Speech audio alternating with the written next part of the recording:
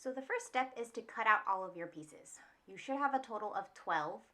There's center front, the center back, the side front, the side back, the neck piece, your front leg piece, and then the armhole and armhole cover, the leg hole and leg hole cover, and the neck hole and the neck hole cover. And those will be used to cover your cardboard for the arms and the legs and the neck.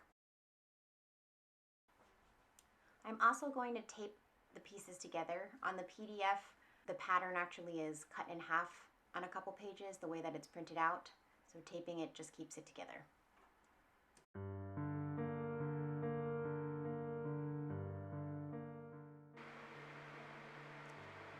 I'm starting off by pinning my back pieces together. You can see that there's markings that I'm going to match up, and I'll just pin those together and stitch all that up and then top stitch once I've pressed out the seam.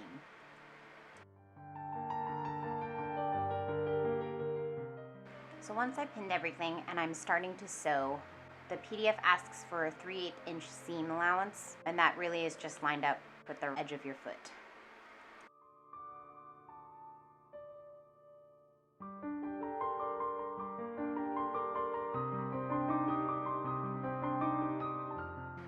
So now that I've got my backs sewn together, I'm going to press everything to center back. That means I'm pressing it towards the side with your crotch curve. And I'm going to set those aside so that I can get ready for the next step.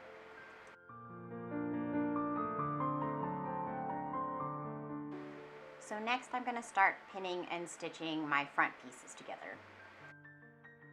So in between each step, don't forget to press all of your seams out. With the fronts, I'm going to press the seams towards the center front. And then I also go over each seam and top stitch. You don't have to do this because it does add additional bulk onto your pattern. I just did this so that it would secure the seams a little bit more.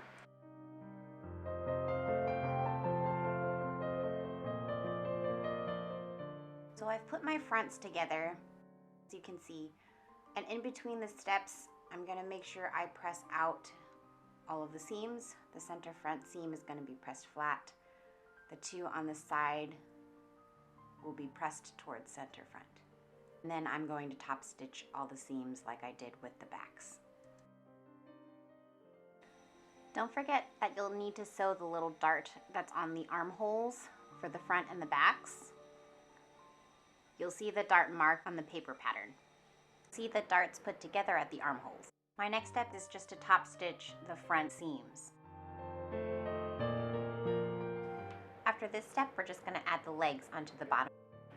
So I'm going to attach my legs to the bottom of the front pieces, and I'm attaching them backwards and pinning them before I stitch them. And here is the finished product with both legs attached.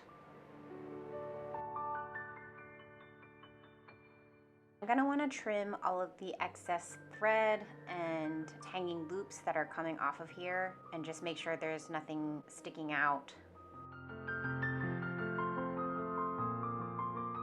Now with the crotch here, it's a lot of bulk that's right at the crotch, so I'm going to try and flip it inside out, trim some of that excess, and just true some of the seam allowance, so that way I have a lot less bulk in there.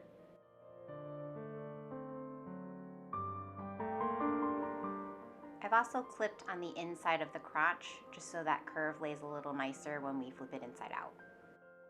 So now I've got this all attached and flat. We've pressed it down so that it lays nice and smooth, and then I'm going to top stitch. Once all that is done, I've got my backs and fronts together, so now I need to attach the side seams.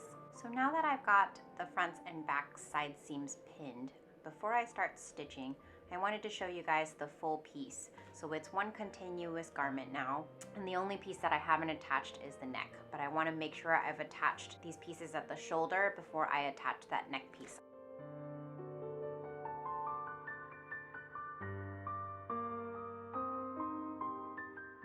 The one thing I want you guys to pay close attention to this semester is just making everything look really pristine and perfect. You can see here that I've really lined up the seams on the front and the back princess seams, and it's really important to make sure that everything is lined up and clean when you have it finished.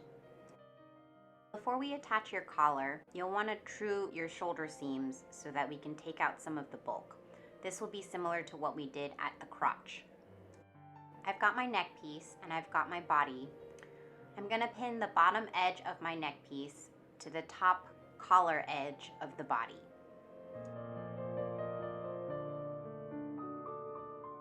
I've quickly pinned this for you, but I'm going to true this before I actually attach the neck to the body.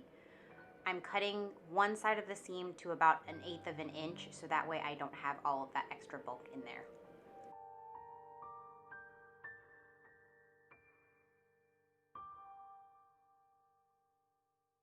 And now I'm ready to sew and attach my neck to my body.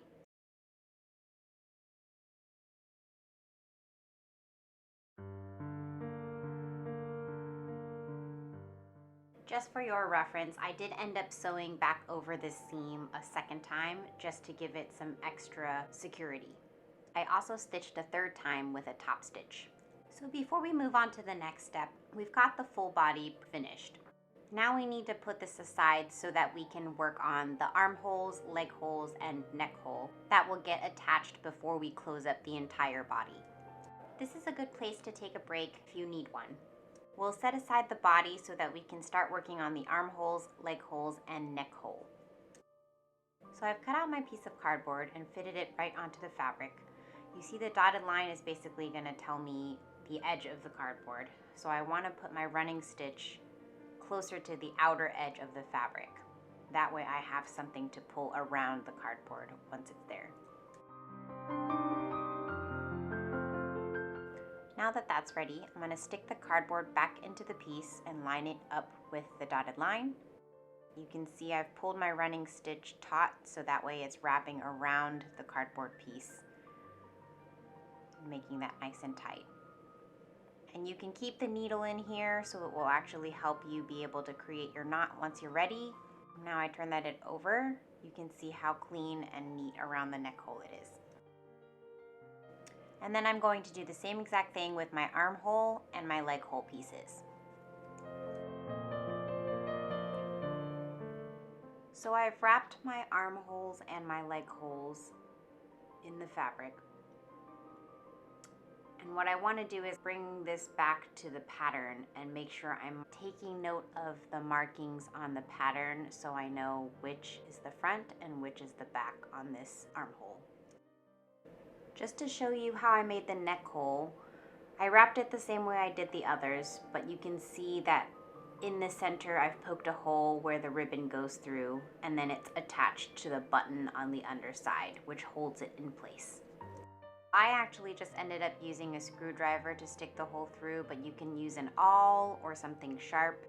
You'll also want the ribbon to go through the buttonholes and then tie a little knot underneath the button.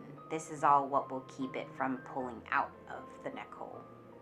I ended up finding a button that happened to fit pretty perfectly behind my cardboard circle. I also chose one with fairly big holes since I knew that my ribbon was wider in width. So now that I have everything wrapped, I'm going back to my armhole. And previously you would have marked outside of the body. I'm using the inside of the body where I marked to use that and line up where I'm supposed to be putting this armhole.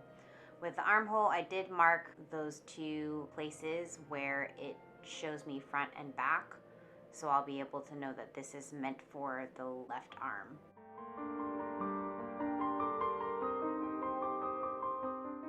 So it's going to sit right over the two darts that I made earlier when I sewed the side seam, and I'm going to whip stitch from the inside. So now you can see I've got the armhole in place. From the inside, I've whip stitched all the way around.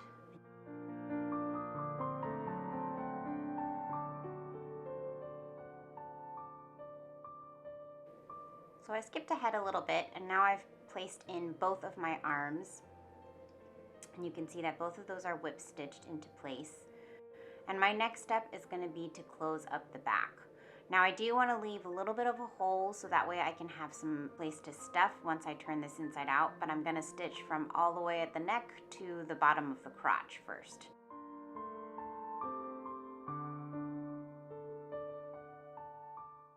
next step is to stitch closed the crotch seam.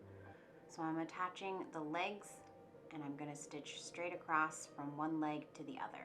And you can see that leg hole is going to fit right into that finished hole once I've stitched the crotch seam closed.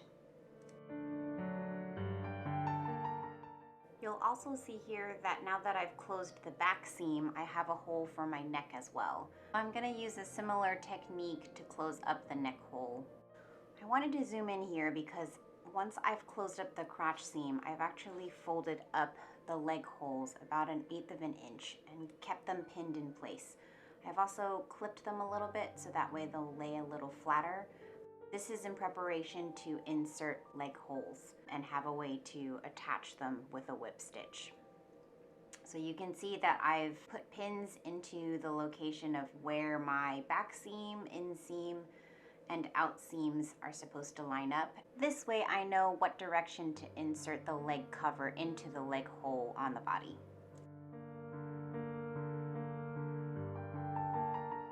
So just another close-up on how I've set this into the hole now. My outseam is lined up with that pin that marks the outseam. The inseam is lined with the inseam of the crotch, and the back pin is lined up with my center back.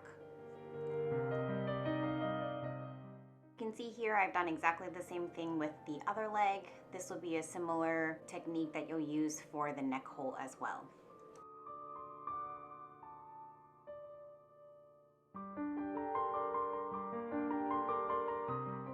So I'm showing you this already attached with a button on the inside, but you can see I've left the same 1/8 of an inch around on the neck hole opening so that once I set this in and whip stitch it, it'll all be attached. Now that this is attached, it's time to turn everything inside out.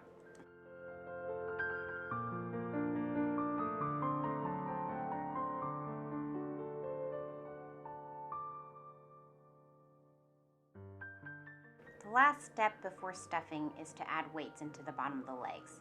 What I've done is I've filled 2 small jewelry bags with rice, and then the next step is just the stuffing. The final step after you finish stuffing is just to close up the hole, and that can be done with a whip stitch or a slip stitch so that you don't see the thread.